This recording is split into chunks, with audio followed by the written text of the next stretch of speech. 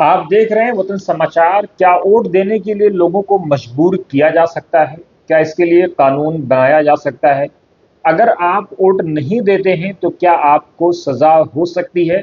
ऐसे तमाम सवालों का आज हम जवाब समझेंगे मौजूदा जो कानून है, मौजूदा जो स्थिति है उसकी रोशनी में। सुप्रीम कोर्ट की एक खंडपीठ ने आज इस बात को वाज़ेह तौर पर कह दिया है। 3 सदस्यीय खंडपीठ जिसमें चीफ जस्टिस सूर्यकांत स्वयं मौजूद थे, उसके साथ ही जस्टिस बागची और उसके अलावा जो है जस्टिस विपुल। ये इन 3 जजों की बेंच ने, इस खंडपीठ ने आज इस बात को स्पष्ट कर दिया है कि क्या अगर आप वोट नहीं देते हैं तो क्या आपको कोई सजा दी जा सकती है। अदालत ने अहम टिप्पणी दी है। इस पर चीफ जस्टिस ने कहा है कि अगर कोई नागरिक वोट डालने नहीं जाता है एक पीआईएल के जवाब में, तो क्या हम कर क्या सकते हैं? क्या उसे गिरफ्तार करने का आदेश दें? लोकतंत्र में यह जागरूकता का विषय है। आप याद करिएगा कि लोकतंत्र में जागरूकता ही के जरिए से वोट डालवाया जा सकता है या लोगों को पोलिंग बूथ तक बुलाया जा सकता है। सुप्रीम कोर्ट ने स्पष्ट कहा कि हम किसी को मजबूर नहीं कर सकते हैं। जागरूकता जरूरी, दंड नहीं, ये सुप्रीम कोर्ट का कहना है। सुप्रीम कोर्ट का कहना है कि नीति का विषय बताया। सुप्रीम कोर्ट ने कहा है कि इस तरह के मुद्दे नीति निर्माण के दायरे में आते हैं।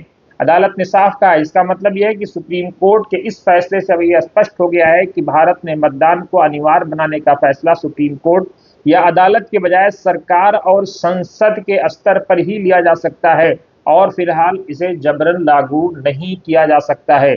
आज हम आपको समझाएंगे कि आखिर जो वोट देने का अधिकार है क्या वो संवैधानिक है, कितने प्रकार के अधिकार भारत में आपको, हमको, देशवासियों को प्राप्त हैं, उसको पहले समझते हैं। उसके बाद समझेंगे कि वोट का अधिकार संवैधानिक है या वैधानिक है और संवैधानिक और वैधानिक में फर्क क्या है।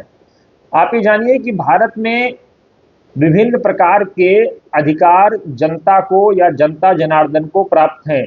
पहला क्या है? प्राकृतिक अधिकार यानी नेचुरल राइट्स। दूसरा क्या है? मौलिक अधिकार यानी फंडामेंटल राइट्स। आपने अक्सर सुना होगा कि ये मौलिक अधिकार में आता है। नेचुरल अधिकार को आपने कम सुना होगा, लेकिन मौलिक अधिकार को आपने कई बार सुना होगा। तो ये फंडामेंटल राइट्स, उसी को मौलिक अधिकार कहते हैं। संवैधानिक अधिकार यानी कॉन्स्टिट्यूशनल राइट आपको क्या है? वैधानिक अधिकार यानी स्टेचुरी यानी लीगल राइट्स। तो ये इस तरह के अलग अलग अधिकार है भारत में देशवासियों को मिले हुए हैं। अभी की कोशिश करते हैं। अनुच्छेद 326 में क्या कहा गया है कि हर 18 वर्ष से अधिक आयु के नागरिक को जो संविधान या कानून के तहत अयोग्य नहीं है उसको यानी वोटिंग के तहत पंजीकरण का अधिकार है या उसको हक मिला हुआ है। इसमें किसी भी तरह का भेदभाव, जैसे जाति, धर्म, लिंग, किसी भी आधार पर कोई भेदभाव नहीं किया जा सकता है। आगे हम और समझते हैं कि संबंधित कानून यानी जनप्रतिनिधि अधिनियम 1950, आरपी एक्ट 1950 ये क्या कहता है? धारा 16 और धारा 19, गैर नागरिकों को मतदाता सूची में शामिल नहीं किया जा सकता। यानी अगर कोई भारत के बाहर का नागरिक है तो वो वोट नहीं दे सकता है। मतदाता की आयु 18 वर्ष होनी चाहिए और वह निर्वाचन क्षेत्र में सामान्य रूप से निवासी होना चाहिए। आप बहुत साफ समझिए। धारा 19 कहती है कि 18 वर्ष होना चाहिए और जिस क्षेत्र में वो मतदान कर रहा है उसका वहां निवासी होना चाहिए। जनप्रतिनिधित्व अधिनियम यानी 1950 आरपी एक्ट 1951 धारा 62 क्या कहती है कि मतदाता सूची में शामिल व्यक्ति को मतदान का अधिकार है बशर्ते कि वो अयोग्य ना हो या जेल में ना हो। अगर वो अयोग्य है या जेल में है तो उसको वोटिंग राइट्स नहीं मिलेंगे। अयोग्यता के आधार क्या है? अयोग्यता का आधार क्या है कि गैर नागरिकता यानी जो भारत का नागरिक नहीं है, मानसिक यानी दिमागी तौर से अगर वो आदमी ठीक नहीं है तो उसको भी जो है या आपराधिक सजा के कारण मतदान से वंचित, यानी इस 3 तरह के लोगों को मतदान से वंचित किया जा सकता है। गैर नागरिक जो भारत का नागरिक नहीं है वोट नहीं दे सकता है। अगर कोई मेंटली यानी मानसिक तौर से ठीक नहीं है या कोई आपराधिक सजा याफ्ता है। अब हम समझते हैं इस मामले में अदालत ने समय समय पर क्या टिप्पणी की है। 1952 में एनपी पोन्नुस्वामी केस में अदालत ने एक टिप्पणी की। ज्योति बसु केस में 1982 में अदालत का फैसला आया।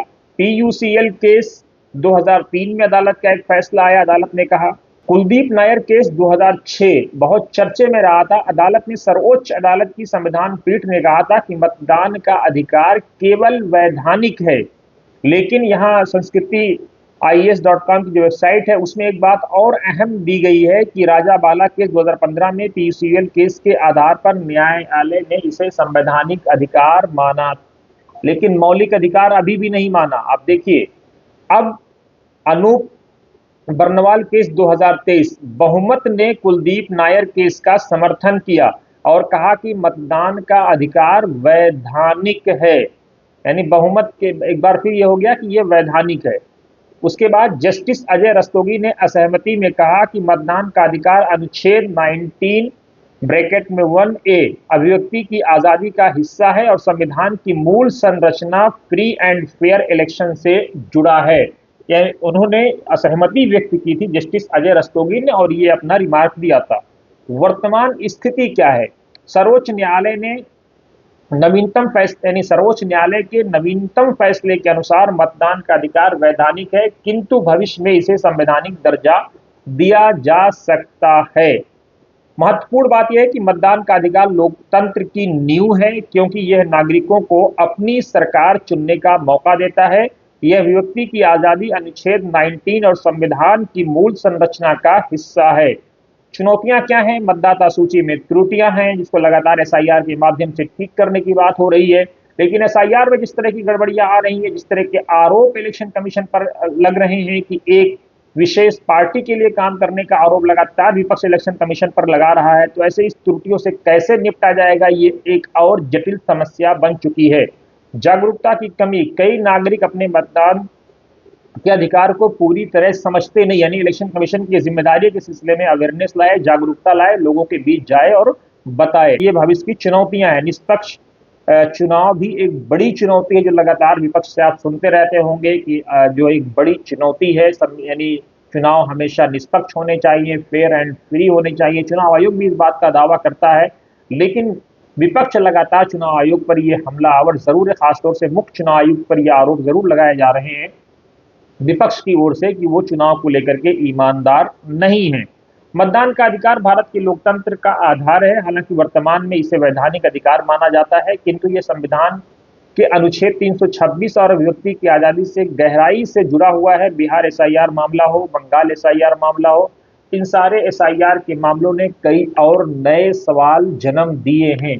आगे क्या होगा? आप बने रहिए वतन समाचार के साथ। लेकिन अभी आप ये जान लीजिए कि अगर आप वोट देने नहीं जाते हैं या आप वोट नहीं देते हैं, तो सुप्रीम कोर्ट के अनुसार, सुप्रीम कोर्ट में जो मौजूदा जो बात कही है उसके अनुसार आपको कोई सजा नहीं होगी, किसी तरह की आपको कोई दुश्वारी नहीं होगी। लेकिन हाँ, अगर पार्लियामेंट इस सिलसिले में चाहे या सरकार चाहे तो कोई कानून बना सकती है। क्या होगा, कैसे होगा, इस समय बताएगा। आप बने रहिए वतन समाचार के साथ।